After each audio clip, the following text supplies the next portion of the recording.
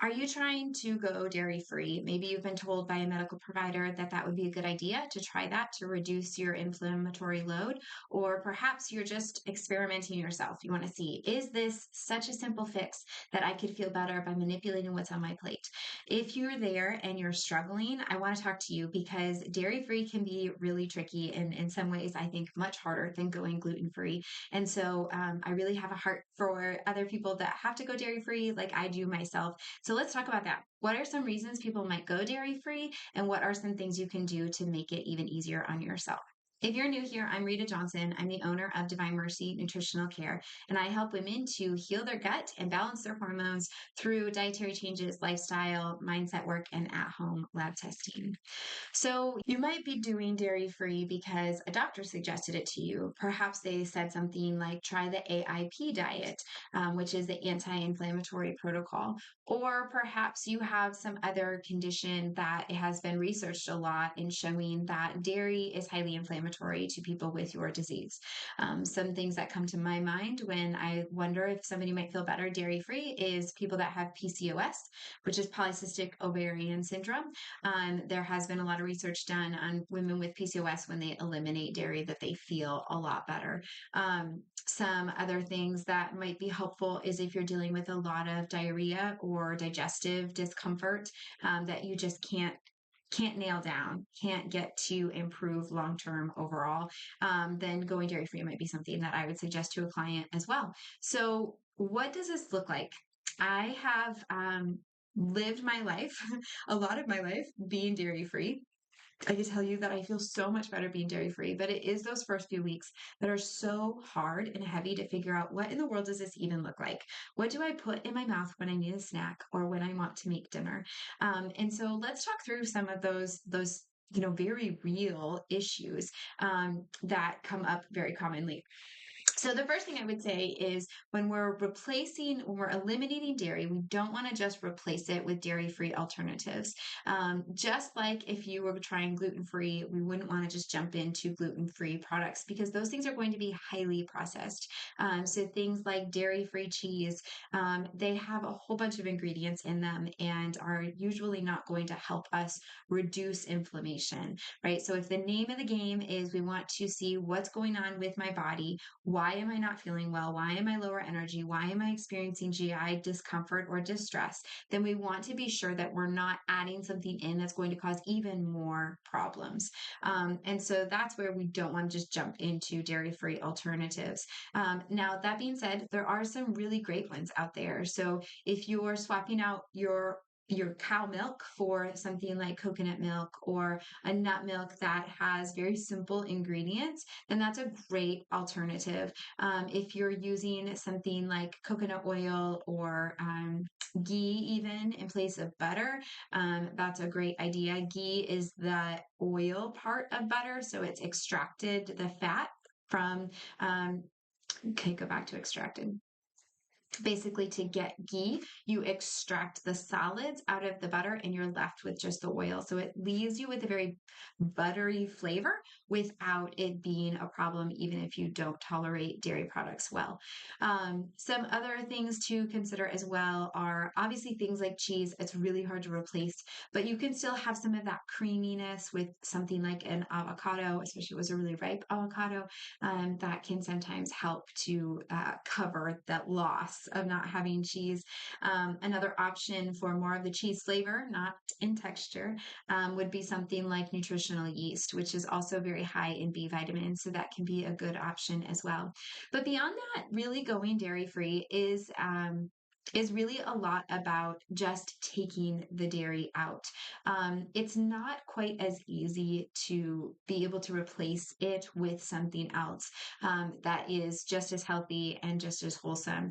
And so, what I tell people is that you might be able to make the same thing and just take out the dairy. For instance, if you usually have this salad you love, and it has, lettuce and roasted chicken and tomatoes and onion and shredded cheese on top and a certain type of ranch dressing, that's going to be really hard to replicate the ranch and the shredded cheese on top. But what you could try is, can I make the salad the same way and do nuts instead of cheese and make a dressing that has perhaps coconut cream or something like that as a ranch alternative?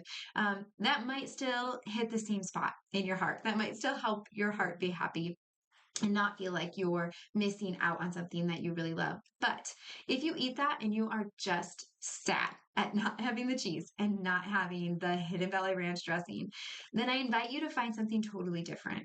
Right? It might be like, let's just try for like a Cobb salad. And maybe we could try a honey Dijon mustard instead. Or let's just try something a little different. Could we do something more like a tuna salad?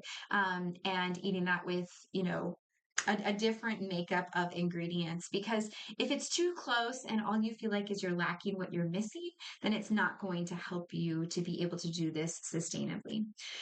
When going out to restaurants, sometimes as we initially start making these changes, it can feel really uncomfortable to ask things like, excuse me, can you tell me what you cook that in? Or can you tell me what type of ingredients those are? But one time I was out to eat and I was having one of these conversations, and I said to the waitress, I said, I'm so sorry. I just have to ask you these questions. And she said, honey, the last thing I want is for you to leave here with a stomach ache. And she's right, because if we leave going out to eat with a stomach ache, not only are we not going to go out to eat because it's super expensive, but also we're not going to go out to eat because we don't feel good afterwards. Whereas if you went out to a restaurant and you knew that they cooked the things in a way that you could eat them, and you left and your stomach felt good as if you had eaten at home, you're going to go back there. And so I just want to start by like flipping the table on you. If you're really reluctant to ask for those questions of how did you cook that? What is this cooked in? Could you use something else? Just think about how it really is in their best interest to listen to you, to answer your questions, and to help you move forward. So don't be shy. Don't be worried. It is a good idea to look at a menu ahead of time. I always like to try to do that. As somebody that's gluten free and dairy free, Italian is usually not a good option for me. Dairy is in a lot of things, and they use it as a binding agent in a lot of Italian recipes, especially. And so that can be a little tricky.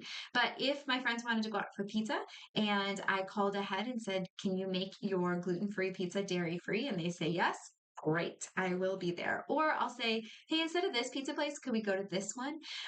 We don't have to be pushy about it, or we could pick up pizza to go from a different place so that we can still eat and partake with everyone as well. And pizza is obviously not a great example. That might be something that just makes your heart feel very sad. And if that's the case, then I would stay away for sure. Some of my other options that really make other things that really make my heart happy when I'm talking about what can I eat dairy free. I do like to find chocolates I can have that are dairy free. So usually looking for the darker, the better, as opposed to the milk chocolate, which is going to have milk. I do really like the Who brand chocolate, HU. Those tend to they do have some that have milk in them, but usually the majority of them are dairy free. So I hope that's really helpful to you as you're embarking on going dairy free. What does this look like? How do I navigate this? How do I move forward?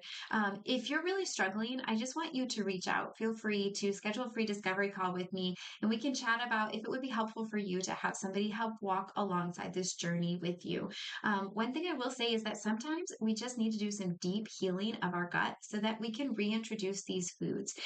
We might need to eliminate them temporarily, but if we can heal the gut, we may be able to reintroduce and eat them freely again. It's just a matter of what needs to be done for your body to support it so that we can get you moving forward for long-term optimal health. The last thing I want to bring up with dairy free is a lot of people have the question, what about calcium? If I'm dairy free, how am I going to get my calcium? Calcium is fortified in a lot of our dairy products. However, it's not impossible to find calcium in our other foods. Unfortunately, it's very misunderstood. So calcium is found in abundance in our fruits and vegetables and in our meats. And it's not something that I usually find is a problem for people. Looking at things like a hair tissue mineral analysis test that I frequently run, I do see that people are very unlikely to be deficient in calcium. And so it's more to do with the ratio of minerals in your body. And that is something, if you were curious about, am I depleted in calcium? Do I need to work on balancing my minerals more? Doing something like an HTMA and looking at your serum lab draws can really be helpful to see what's going on with your minerals and what does that look like for you. I hope this helps.